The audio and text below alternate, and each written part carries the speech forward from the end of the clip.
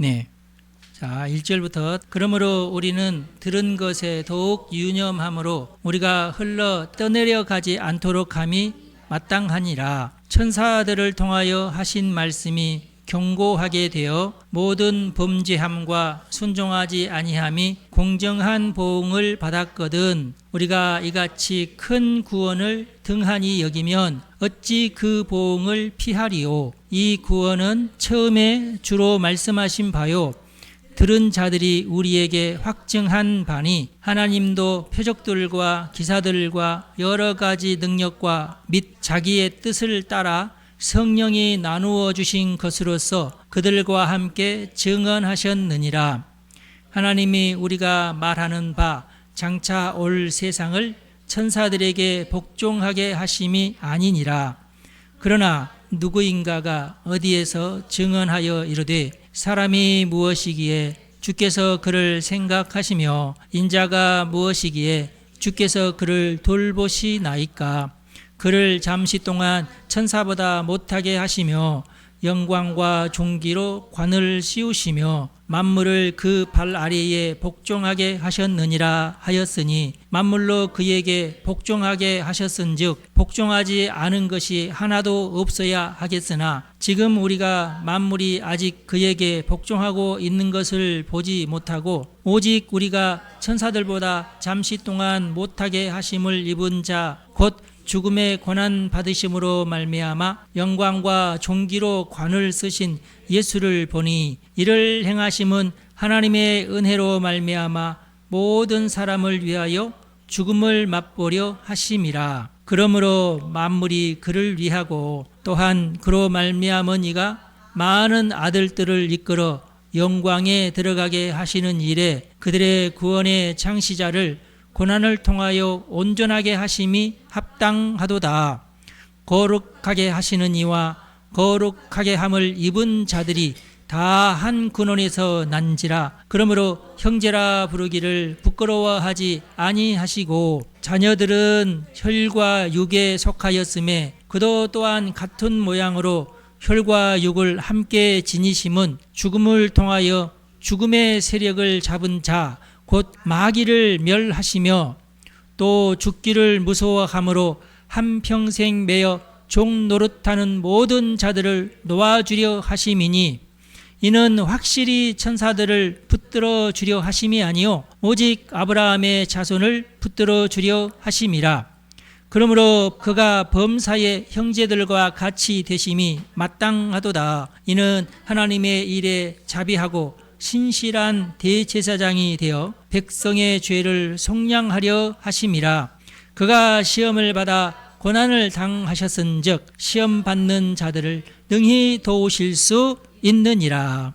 아멘. 여러분 축복합니다. 히브리서 2장의 단락구분 1절부터 4절까지가 1단락. 큰 구원을 등하지 여기지 말라. 큰 구원은 예수를 통한 구원을 큰 구원이라고 하고, 그러면은 도대체 무엇과 비교해서 큰 구원이냐? 구약 성경에 나와 있는 십계명, 구원도 아니지만은 하여튼 그래도 하나님의 사람으로서 그리고 하나님의 도우심을 입어서 택하신 백성이라는, 우리가 이것을 지난주에 어떻게 생각했죠?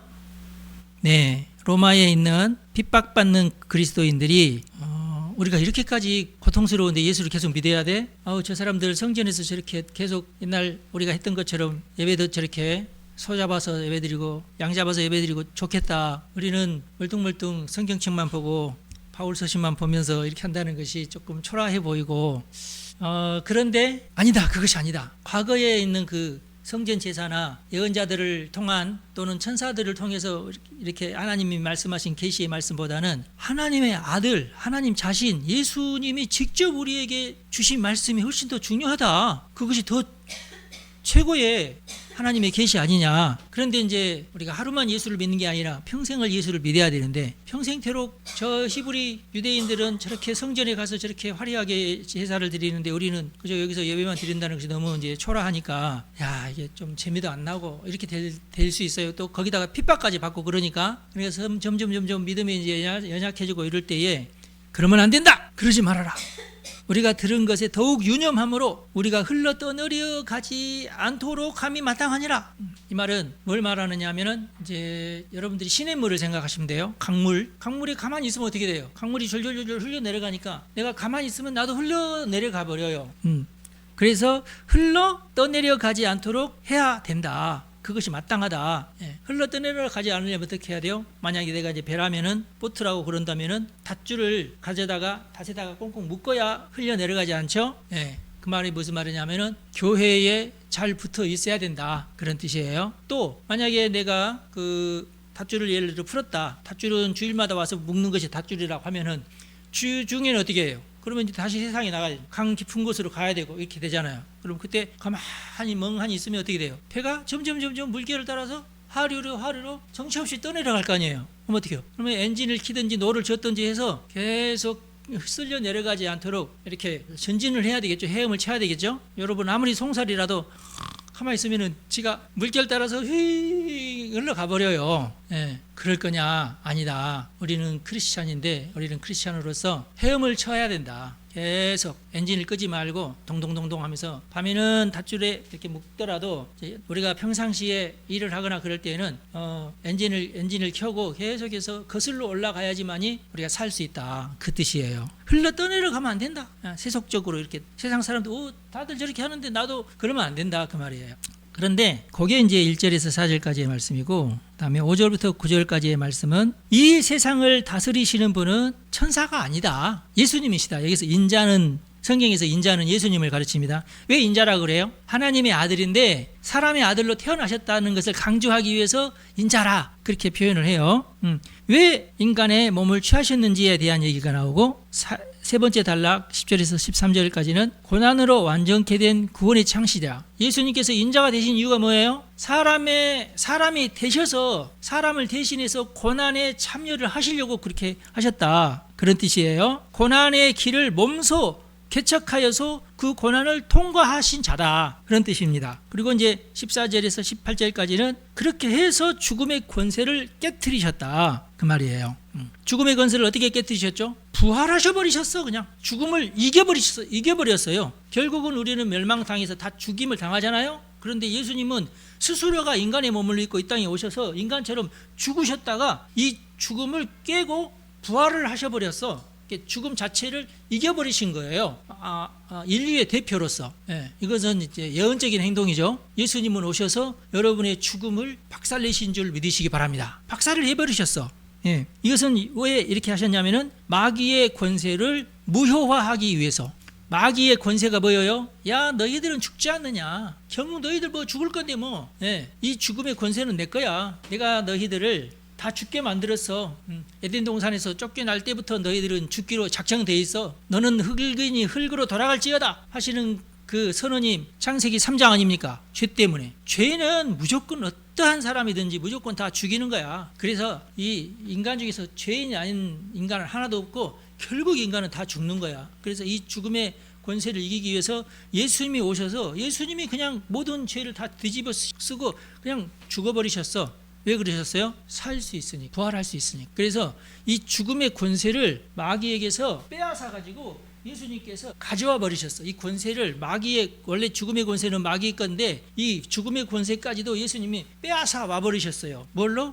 부활로. 할렐루야. 너희들이 지금 섬기는 예수가 이러신 분이야. 그런데 너희들 예수를 떠날 거야? 아니야. 잠시 고난에 너희들이 조금 뭔가 착각하고 있는데 예수는 그러시는 분이 아니야. 그 뜻이에요. 그러면 첫 번째 단락, 표류하지 말라. 천사들을 통해서 주어진 계명은 십계명을 말합니다. 우리가 영화에서는 이제 하나님에 의해서 막 떨리는 그 뭐지? 에코 음성으로 모세 야야야야 뭐 이렇게 하면서 그런데 이스라엘 사람들은 천사가 와서 그렇게 말을 했다. 그렇게 생각을 하고 있어요.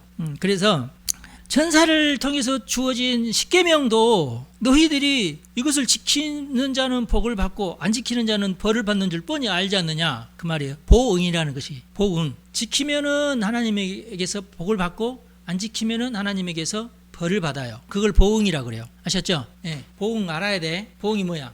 엄마 말씀 잘 들으면은 엄마가 기뻐하고 엄마가 너희 머리 쓰다듬어주고 야, 이 용돈 10,000원 이렇게 주는 것이 이게 보응이야. 그런데 만약에 네가 엄마 말씀을 안 들으면은 거기에 대한 보응은 뭐야? 꿀밤을 맞든지 회초리를 맞든지 하여튼 그게 보응이야. 보응. 말씀 따라서 순종하면은 상을 주고 불순종하면은 벌을 주는 거야. 그걸 보응이라고 그래. 보응. 십계명만 가지고도 너희들에게 엄중한 보응이 따르는 것을 알지 않느냐. 근데 십계명보다 더 중요한 계명이 뭐야? 예수의 계명이, 예수의 계명, 생명의 계명. 이것을 받고도 이것을 소홀히 하면은 안 된다. 그런 뜻이죠. 그리고 근데 예수님은 지금 안 계시잖아요. 그래서 예수님은 12제자를 두셨다. 12제자의 증거를 들으라. 네. 그리고 성령님을 너희에게 보내셨다. 성령의 어떤 은사를 너희들이 경험도 했다. 그렇죠? 그러니까 너희들이 여기서 떠나면 안 돼. 성령을 받았음에도 불구하고 떠나면 안 돼. 그리고 예수님이 너무나 너희들의 마음 심령을 잘 알고 기적을 많이 베푸셨다. 오병이어의 기적, 병 고침의 기적, 귀신을 쫓아내는 기적, 어마어마하게 많은 기적을 베푸셨잖아요. 성경에 다 있잖아요. 요한복음은 얼마나 많은지 다 셀 수도 없고 다 적을 수도 없다. 예수님이 하신 모든 기적을 다 적으려면은 하늘을 두루마리 삼, 바다를 먹물로 삼아서 기록을 한다고 해도 다 부족할 것이다. 이제 과장된 표현이죠. 그 정도로 기적을 많이 베푸신 이유가 뭐냐? 너희들이 이 믿음에서 떠나지 않게끔 하기 위해서 그러는 거다. 그런 뜻입니다.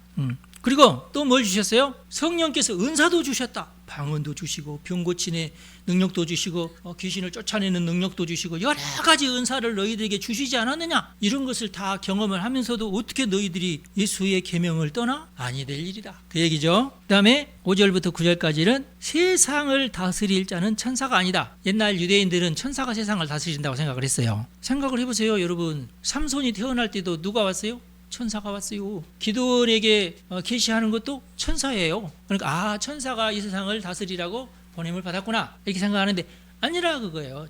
세상을 다스리시는 분은 하나님이시다. 그런데 하나님께서 예수님을 천사보다 잠시 동안 낮게 하셨다. 무엇 때문에? 십자가에 달려 돌아가시게끔 하기 위해서.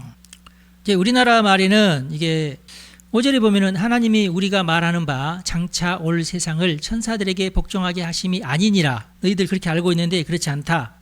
여기 보면은 그를 잠시 동안 천사보다 못하게 하시며, 근데 여기에서는 원래는 천사들로 번역이 됐지만은 70인역에서는 다시 하나님이라고 또 번역을 했어요. 아무래도 천사보다 못하게 하신다는 것이 좀 마음이 끌렸나 봐. 그래서 70인역을 기록한 후대에 학자들은 그래도 하나님보다 못하게 하시자고 하자 하고 하나님이라고 쓴 그 책들이 있어요. 그걸 얘기하는 거고. 근데 요 말씀은 시편 8편, 다윗의 시편 8편에 있는 내용을 살짝 이렇게 그 자기 나름대로 재해석을 해가지고 인용을 한 겁니다. 여호와 우리 주여, 주의 이름이 온 땅에 어찌 그리 아름다운지요. 그 찬송 있죠. 그게 이제 시편 8편을 이제 노래한 책인데, 바울은 히브리서에서 그 모든 것을 어떻게 해석을 하냐면은 천사들이 다스리지 않고 예수님께서 다스렸는데 그 원래부터 그랬고 태초부터 예수님의 이름으로 온 우주를 지으셨고, 지금 이렇게 예수님이 인간의 몸을 입었으니 망정이지 인간의 옷을 입어서 천사보다도 약간 못하게 돼 있는 것이지 다 의도가 있다. 그런 뜻입니다. 그것은 뭐냐? 성육신 하셨는데 순환을 받으시고 나중에 영화롭게 되시기 위해서이다. 그런 뜻입니다. 그리고 고난으로 완전케 된 구원의 창시자, 3단락입니다. 여러분 한 페이지 넘기시면 왜 아들이 고난을 받아야 했느냐? 새로운 구원의 길을 만드시기 위해서다. 구약 성경에서는 구원의 길까지는 없어요. 계명의 길이 있죠. 조금 더 복되게 살지 조금 더 험난한 삶을 살지를 결정하는 것이 십계명입니다. 구원은 아니에요. 그런데 예수님은 구원의 길을 창시하신 분이십니다. 그러기 위해서 고난을 받으셨고, 고난 받은 이유는 뭐냐? 우리 죄에 대한 대가를 대신 치르기 위해서 그렇게 하셨다. 자, 죄에 대한 대가를 대신 치른다는 것은 결국은 대제사장으로서의 역할을 완수한다는 것을 의미합니다. 그래서 예수님께서 스스로 대제사장이 되셨다. 이것은 히브리서에만 있는 독특한 신학이에요. 그래서 우리가 이 히브리서가 굉장히 중요한 책이 되는 거예요. 그래서 고난이 합당하다. 예수님의 고난이 합당한 고난이다. 어쩔 수 없이 잡히신 게 아니라 일부러 잡혀서 죽으신 것이다. 왜? 이 새로운 구원의 길을 만드시기 위해서 그렇게 하셨다. 그 다음에 거룩하게 하는 자와 거룩하게 되는 자, 거룩하게 하는 자는 예수님, 거룩하게 되는 자는 우리들을 말하는 겁니다. 이것이 한 근원에서 다 하나님의 자녀에서 나왔다 그 말이에요. 다 하나님의 자녀라 그 말이에요. 그래서 우리는 형제들이다. 예수님은 스스로 혈과 육을 입으시고 하나님의 자녀들과 같이 되었지 않느냐. 그것은 대신 고난의 길을 몸소 개척하여 통과하시기 위해서다. 개척자입니다. 구원의 개척자입니다. 어느 누구도 이 세상에 어느 부처든지 어느 누구도 이렇게 하신 분이 없어요. 오직 예수님만 독특하게 독창적으로 이런 길을 걸으신 겁니다. 구원을 밖에서 던져주시는 분이 아니에요. 구원을 가지고 여따 구원 받아라 하시는 분이 아니라 밖에서 던져주자. 본인 스스로가 인간의 몸이 되어가지고 인간의 몸으로서 본인이 구원을 창시하신 분이다 그러면. 그래서 우리 기독교는 구원의 종교입니다. 불교에 구원이 있어요 없어요? 없어요. 거기는 자기 스스로도 자기는 구원자다, 내가 누구를 구원한다 그렇게 말한 적이 없어요. 불교도 마찬가지로 힌두교도 그렇고요. 없어요. 그리고 이슬람의 구원은 너무 이상하죠. 복종이 구원이다. 이상하고 또 이상해요 거기는. 그리고 이제 맨 마지막에 이제 예언자가 온다 그렇게 하는데 아직 안 왔어요. 올 것 같지도 않고 이제 예수님만 재림하십니다.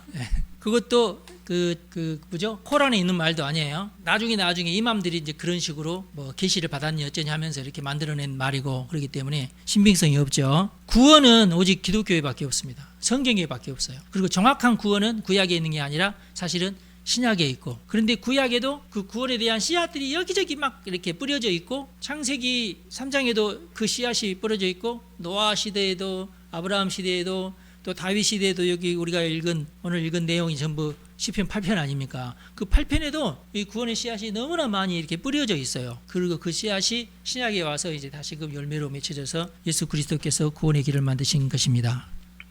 죽음의 권세를 깨뜨리신 이유가 뭐냐? 다시 말해서 왜 예수님이 사람이 되셨냐? 사람들과 그리스도와 한 혈육이 되기 위해서, 사망의 세력을 잡은 자 마귀를 멸하기 위해서, 죽음의 공포에서 해방하기 위해서. 여러분들 다 죽음의 공포가 있죠? 해방받으시기 바랍니다. 나는 예수를 30년이나 믿었는데 아직도 죽을까 봐 무서워. 그런 공포가 아니라 죽음 자체에 대한 공포예요. 죽으면 나는 어떡하지? 달달달달. 지옥 갈진 모르는데 달달달. 이러면은 이제 이건 예수 안 믿는 거야. 편안한 마음으로 이제 나는 천국에 들어가는데, 이런 마음으로 죽음을 맞이해야 됩니다. 이걸 믿으시면 돼요. 그러니까 이 말씀을 믿으시면 돼요. 평생 종처럼 살아온 모든 사람을 해방하기 위함입니다. 글자가 틀렸네요. 형제일 뿐만 아니라, 예수님은 우리의 형제일 뿐만 아니라 하나님의 아들이라 그 말이에요. 충성된 대제사장이 되셨죠. 백성의 죄를 구속하기 위해서.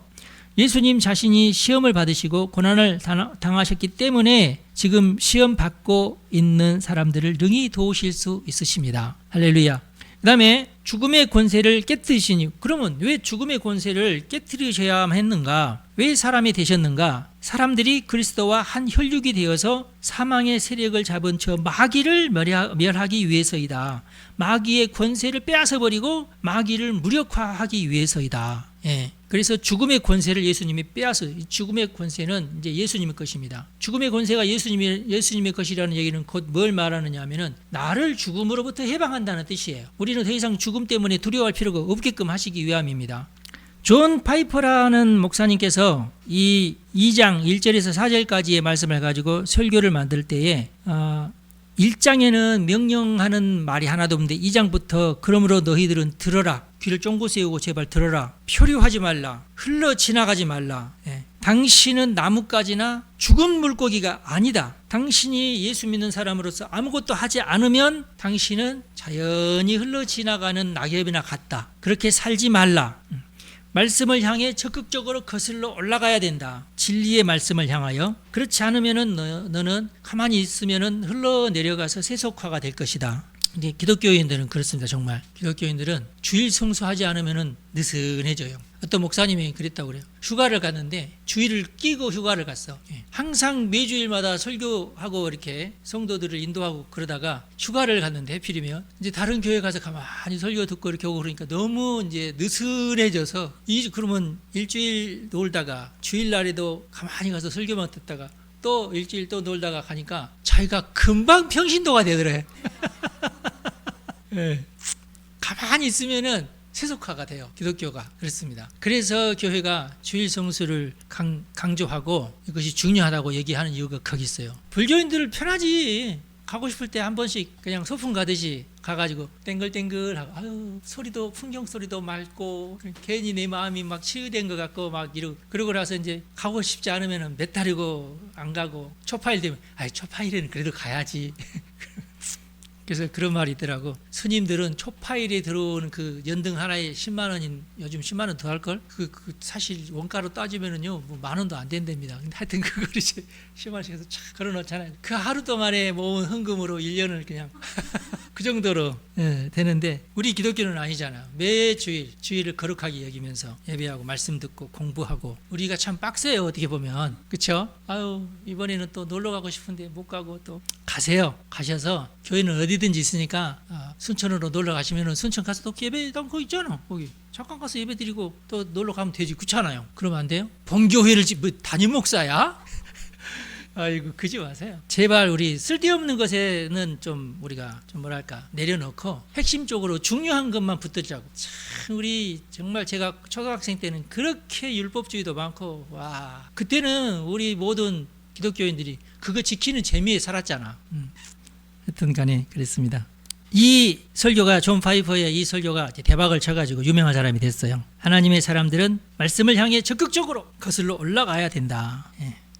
이 큰 구원을 예수 그리스도의 계시를 통한 이 큰 구원 여러분 이 히브리서 2장에 나와 있는 예수님께서 하신 이 구원을 위해서 하신 여러 가지 얘기를 들어보니까 정말 놀라울 만한 이야기잖아요. 히브리서 2장 정말 소중한 그 본문입니다. 예수님의 구속 사역에 대한 어떤 굉장히 어떤 빛나는 보석과 같은 말씀이에요. 그래서 히브리서가 참 좋은 말씀이에요. 굉장히. 그런데 제가 아무리 읽어봐도 여러분들이 읽기에도 저도 읽기에도 답답해. 어떻게 이렇게 번역을 해놨는가. 나 참 기가 막혀.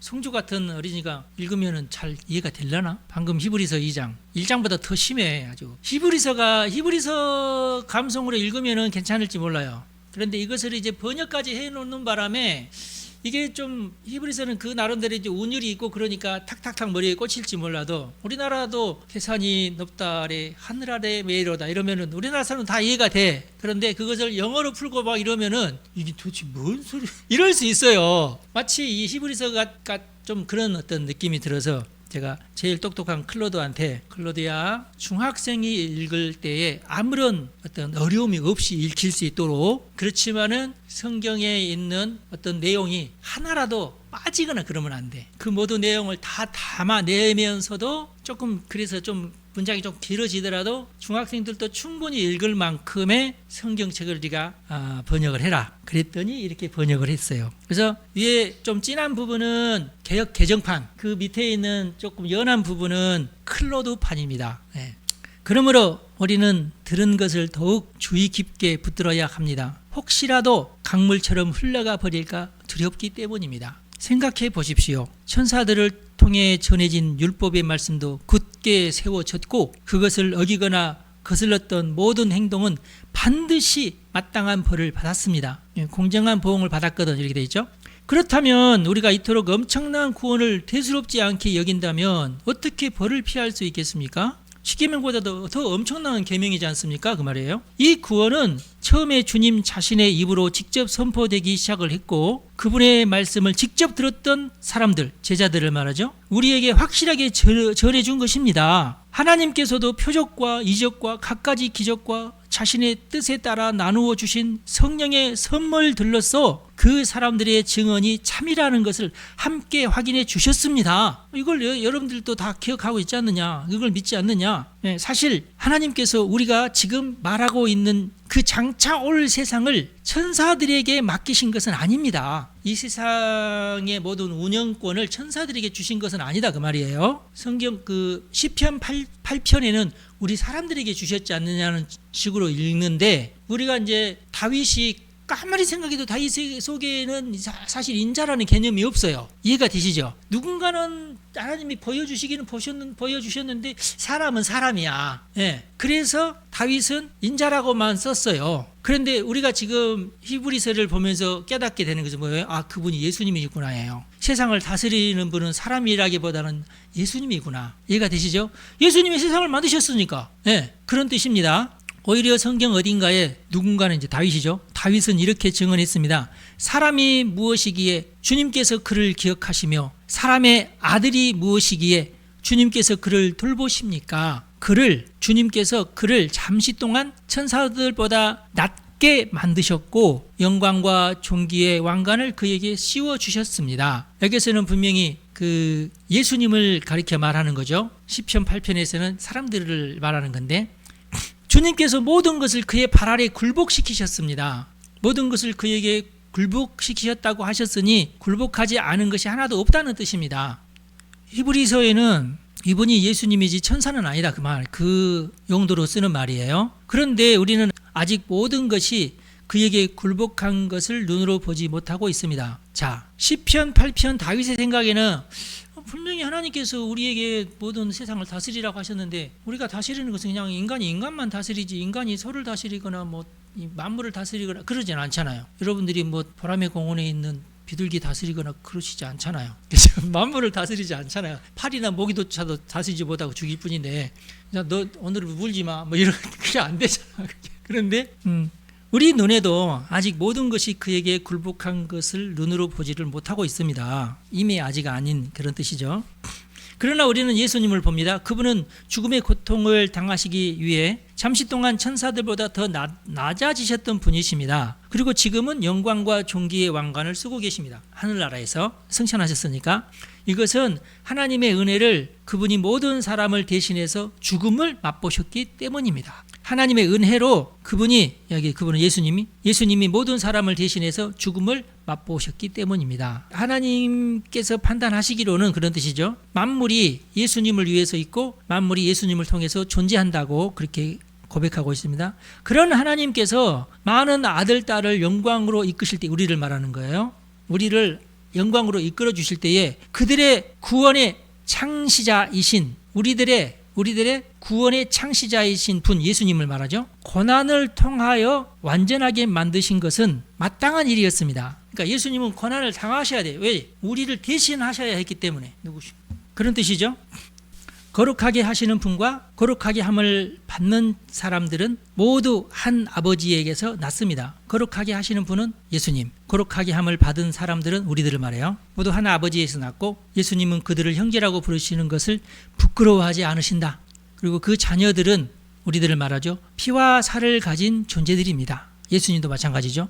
그러므로 예수님도 똑같이 그것들을 함께 나누셨습니다. 우리가 똑같이 피와 살을 나누셨습니다. 죽음을 통해 그러기 위해서 마리아의 몸을 입고 나오셨다 그 말이에요. 그리고 죽음을 통해서 죽음의 권세를 가지셨습니다. 어떻게 가졌어요? 죽음을 이김으로 죽음의 권세를 가진 거예요. 곧 마귀를 멸하시기 위해서였습니다. 또한 죽음에 대한 두려움 때문에 평생 종처럼 살아온 모든 사람을 해방시키기 위해서입니다. 그러니까 우리 사람들의 공통적인 두려움이 뭐예요? 죽는 걸 두려워하는 거예요. 이상하게 죽는 것이 막 두려워요. 마치 종처럼 죽음 앞에서는 다 종이 돼. 종 죽을래? 그럼 아이고 살려주십시오. 다 무릎을 꿇어. 그렇게 우리가 살아왔지 않느냐 죽음 때문에. 예. 그런 그 굴욕에서 우리를 해방시키시기 위해서 예수님께서 대신 죽으셨다. 그런 뜻입니다. 일부러 그러셨다. 분명히 예수님이 도우시는 대상은 천사들이 아닙니다. 아브라함의 후손들을 예수님은 도와주십니다. 그런 뜻이에요. 예. 그러니까 천사들을 붙들어 주려 하심이 아니요 이런 말이죠. 그러므로 예수님은 모든 점에서 형제들과 같아지셔야만 했습니다. 우리들과 같아지셔야 됐다. 하나님의 일을 섬기는 데 있어 자비롭고 신실한 대제사장이 되셔서 백성의 죄를 속죄하시기 위해서였습니다. 마지막입니다. 예수님 자신이 시험을 받으시고 고난을 당하셨기 때문에 지금 시험 받고 있는 사람들을 능히 도우실 수 있습니다. 그러셨어요. 그러니까 여러분들 예수님을 떠나면 안 되겠죠. 그게 이제 히브리서 2장의 말씀이에요. 이렇게 해서 또 3장은 또 다른 얘기가 또 나옵니다. 굉장히 문학적으로도 그 뛰어난 그런 문학이고 논리적으로도 굉장히 뛰어난데 로마서하고 다른 점이 뭐예요? 로마서는 법적 언어로 우리 인간들이 사용하는 법률적인 언어로 이것을 설득했다면 히브리서는 성서적인 언어로 성경에 나와 있는 모든 제사 제도를 통하여서 우리들에게 설명한 그런 책이 된다. 그렇게 이해하시면 될 것 같아요.